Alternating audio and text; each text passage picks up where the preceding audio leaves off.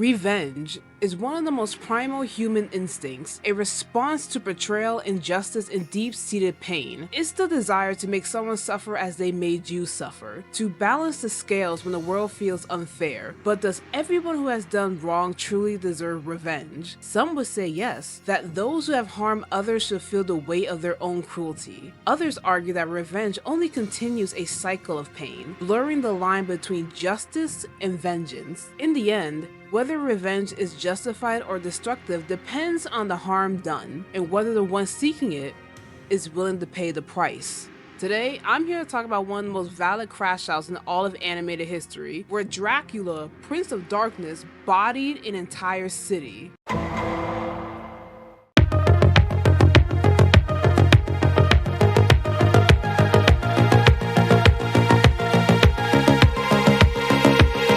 Begin in a spooky-ass graveyard filled with skeletons on pikes standing across a field. I guess in 1455 Wallachia, coffins weren't a thing or they were expensive as hell. A woman in front of a rather majestic castle? Who was the architect? Wields a knife that pierces one of the bats as more fly across like it's a Scooby-Doo intro. Scooby-Dooby-Doo, where are you? She knocks on the doors and takes a strong breath. She knows she's breaking and entering, right? She goes in as the doors gently open, finding herself in a beautiful hallway. Goddamn, who was the architect and engineer? She walks in unannounced like she owns the place. Ma'am, who the hell raised you, Goldilocks? That's how you get shot. The door slams shut with nobody touching it and leaving her with no escape route. She then finally introduces herself as Lisa to the mysterious figure off in the distance who disappeared like a Dementor. I can't tell if that was Batman or John Wick preparing to do a jump scare. Lisa then asks, demands Dracula, the master of this castle, to teach her to be a doctor. She really said, I'm gonna get my education one way or another.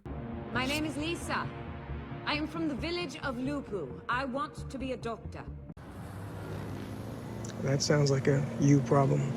Which is audacious of her, coming in unannounced to Drac's crib and expected things. What pack she smoking? And this 7'3" tall ass fine motherfucker introduces himself as Dracula. Run your neck! Appearing behind her backshot style. Oh, he know exactly what he's doing. Look into Lisa's eyes. She is shocked beyond belief. I'm not gonna lie, Lisa has massive balls, cause ain't no way in hell am I gonna talk back to a who's 7 feet tall and henching his back to make eye contact with me. I value my life. Drac is so impressed with Lisa talking her shit, he's like, I will give you my knowledge, leading us into a room with a nuclear reactor and a particle accelerator. Where are we? Jimmy Neutron's lab?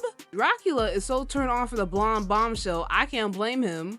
She kinda bad though. Y'all, Lisa didn't just get free vampire tutoring, she bagged the literal Lord of Darkness, a queen. Skipping 20 years later, Wallachia still looks like Gotham without any hygiene, and since humanity is so fucking trash, Lisa gets burned at the stake. How? How do we get here? How do we go from flirty, I'm gonna put my baby in you type risk to I'm getting cooked like a Thanksgiving turkey? What in the clownery Salem witch trials is this? Of all the ways to go, getting burned alive is the worst. Can I at least get the option to self-exit? And homegirl don't even look bothered by the flames. The way I would have been hollering my ass off. Ah! Ah! The bishop, trifling fake ass hoe, who believes Lisa to be a witch, orders her to be burned alive. The bishop thought that the medical tools and plants she had been given by Dracula years before were witchcraft in her home. First of all, how do you assume any of the items in her house, by the way, were witchcraft? The way I would have flipped this back on the bishop, how do you know what witchcraft is unless you doing it yourself? What makes my stomach churn and grinds my gears is how vile the bishop is. Which I suppose is almost commendable for a witch. Perhaps I'll say a prayer for her. A small one. I hate you! I hate you! That line drips with smug, patronizing arrogance, as if he's doing Lisa a favor by even considering a prayer for her, right after condemning her to one of the worst deaths imaginable. He's the embodiment of everything wrong with blind religious extremism, utterly convinced of his own righteousness while committing the worst atrocities. It's no wonder Dracula has zero faith in humanity and crashed out after that. As she draws her final breath, she pleads with her husband to refrain from retaliating against the city and its people. Lisa really was too good for this role, cause bitch, if I'm getting burned at the stake and my hubby is Dracula, best believe I want him to catch hands with everybody in that mug, save me, and let's go on a bloody tour. She was begging her husband not to take revenge because Lisa knew Dracula was gonna pull an Eren Yeager, a Frieza, and a Fire Nation all at once. That act alone shows just how selfless she was. Even in death, when she was getting cooked alive, she didn't think of herself, she thought of others. It's more heartbreaking because she only ever wanted to help others in the world.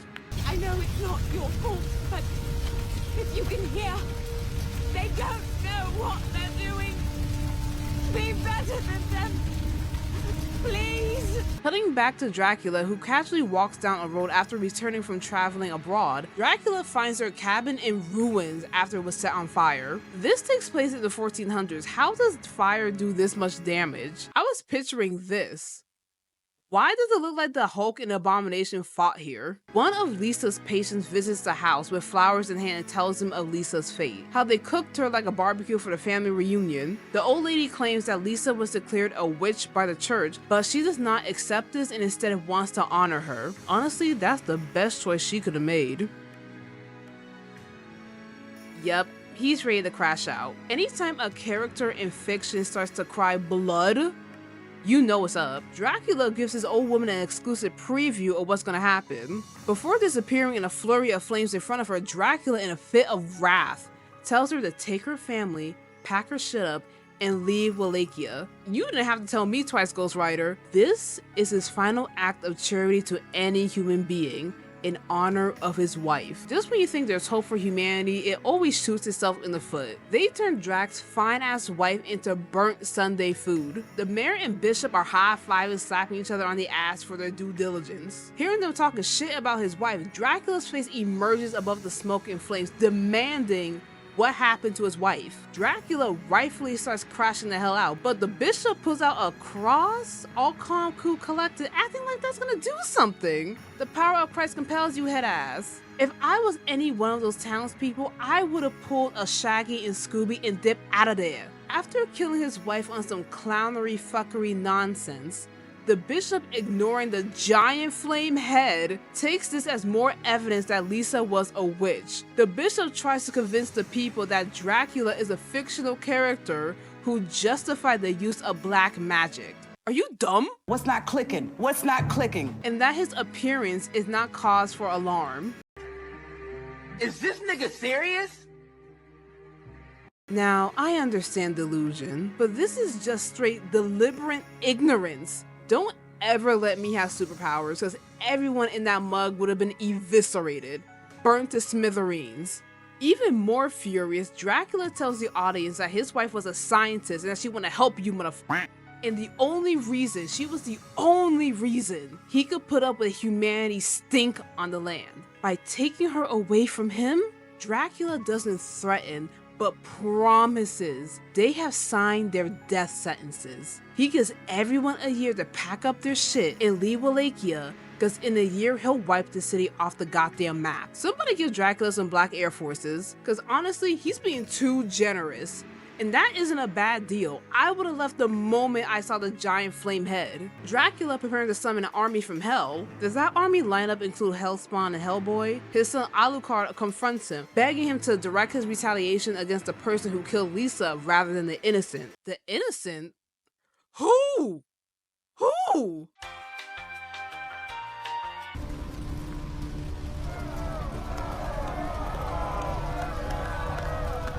Bombastic side-eye.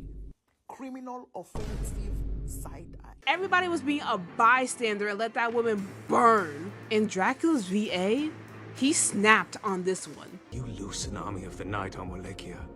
You cannot undo it. And many thousands of people just as innocent as her will suffer and die. There are no innocents! Not anymore! I'm scared. Fast forward to the following year, the church is celebrating like it's Coachella, acting as if they didn't get a whole countdown. You telling me after seeing this, nobody didn't pack up their shit that night and dipped out? Honestly, all of you deserve this FAFO, and it's diabolical that all y'all are celebrating the death of this woman like it's a national holiday. The Archbishop mocks at the fact that the devil attempted to scare them with baseless threats, but here they are, a year later, healthy and unafraid of the devil's falsehoods and illusions. However, the second he finishes speaking, the crowd's joy is transformed into fear and dread. As the sky grows cloudy and blood pours down, everybody looking like Carrie, droplets of blood fall among the fetal carcasses resembling the unsuccessful offspring of demons and bats. Shards of glass from the cathedral's broken windows impales the priest and archbishop, who remains alive long enough to witness Dracula pull up as he starts talking his shit. I gave all of y'all 1 year, 365 days, 52 weeks, 8,760 hours. But instead of taking the opportunity to escape, you are celebrating the day my wife is killed and not heed any of my warnings? Bet the bloodshed has begun. Dracula unleashes the Phoenix Force and brings out his horde of monsters, and they start tearing shit up. When I tell y'all everybody was catching hands, it was everyone. Not even children were safe from this slaughter. God damn, they're catching bodies left and right. And honestly, can we even be mad? Wallachia fumbled the bag. They burned his wifey alive. He told everyone get the fuck on, and they stayed. Now everybody else gotta deal with the repercussions of Dracula's crash out. I see a floating demon head, I move. They saw a floating demon head and stayed. So what did we learn? If a prince of darkness tells you, hey, I'm gonna kill everybody in a year in the most horrific ways possible, maybe listen? Maybe don't be delusional and arrogant? Anyway, like, comment, and subscribe for more Crash Out rants, and I'll see you guys next time. Bye!